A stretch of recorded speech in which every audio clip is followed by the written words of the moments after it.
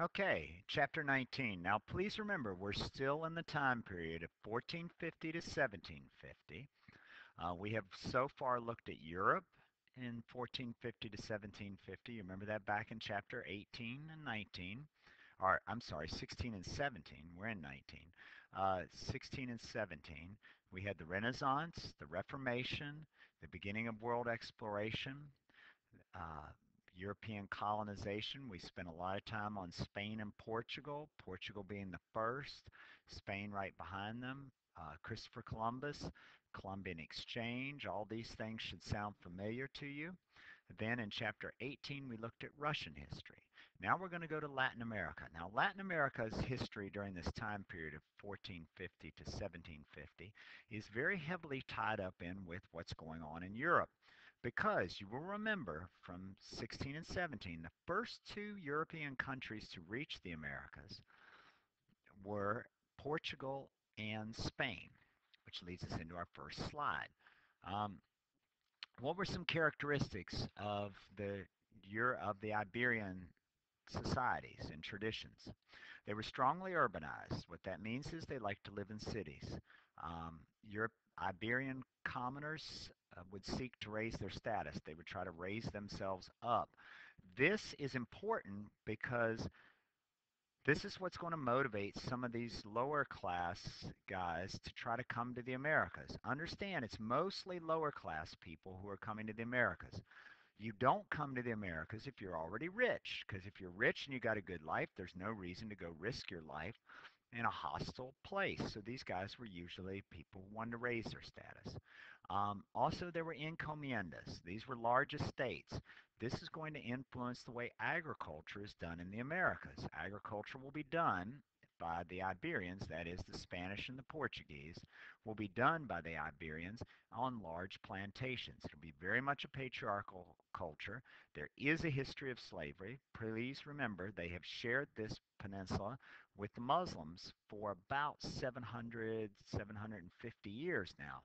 And as such, there is a history of slavery, particularly where Christians and Muslims interacted. Centralized governments, that's a very Iberian thing. Close ties to the church. The Spanish were very closely tied to the Roman Catholic Church, as will be the colonies. Why does all this matter? Well, that's my last statement there. They'll take these ideas with them when they go to the Americas. Okay? Next up, um, Caribbean Crucible. What do I mean by that? Well, what I mean is that it's called the Caribbean Crucible because it's what sets the example for what will happen with most of the other Spanish and even Portuguese colonies here in the United States, or here in the Americas, rather, not the United States, sorry, here in the Americas. Um, Native Americans will eventually become laborers, or initially become laborers. They will initially become laborers. They will then be decimated by diseases. The Spanish and the Portuguese will build cities in grid patterns with a central plaza. That, you guys might remember, the grid pattern with a central plaza actually goes all the way back in Spain and Portugal to the time of, that's right, the time of the Romans. Very professional bureaucrats. They ran their government with professional bureaucrats. It will begin in the 16th century, which means the 1500s, and eventually, when the Native Americans die out, they'll be replaced with African slaves, and then Spanish women will come. And this, along with the mestizos, the mixing of the cultures that we will have seen, will create a new society in Latin America. Okay, next up, paths of conquest. Who are the two great conquerors of this time period? From the Spanish perspective. They are, in 1519, Cortez, you'll see his name spelled a couple of ways, but this is the way your textbook spells it, will come into Mexico.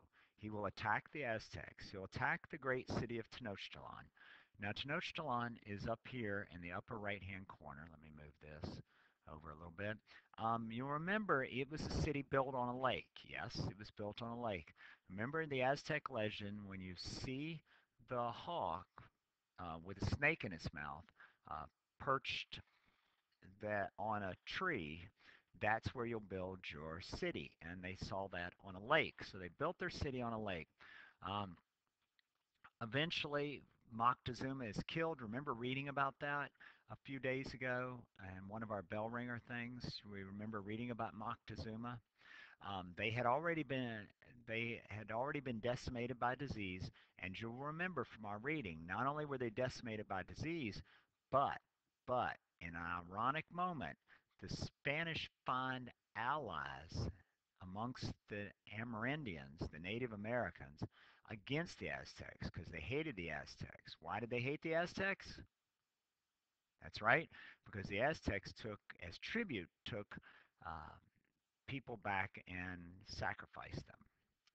Now, what about part two? What was the pattern of conquest of the Incan Empire? Well, Incan Empire, you remember, had also been decimated by disease and had suffered through a civil war. When the original Sapa Inca had died, it was unclear who his successor should be, so there was a civil war over that.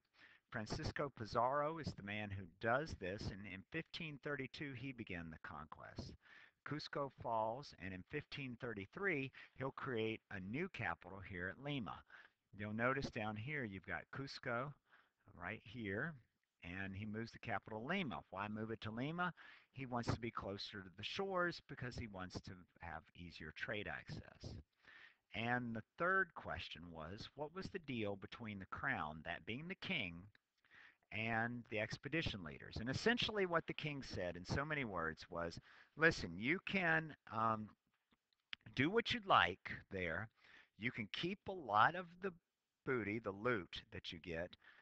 I get some, and you're supposed to try to convert these people to Christianity. So the deal was, you can do what you want, but I want people converted to Christianity, and I want a cut. I want a certain percentage. All right, we'll stop and take a break.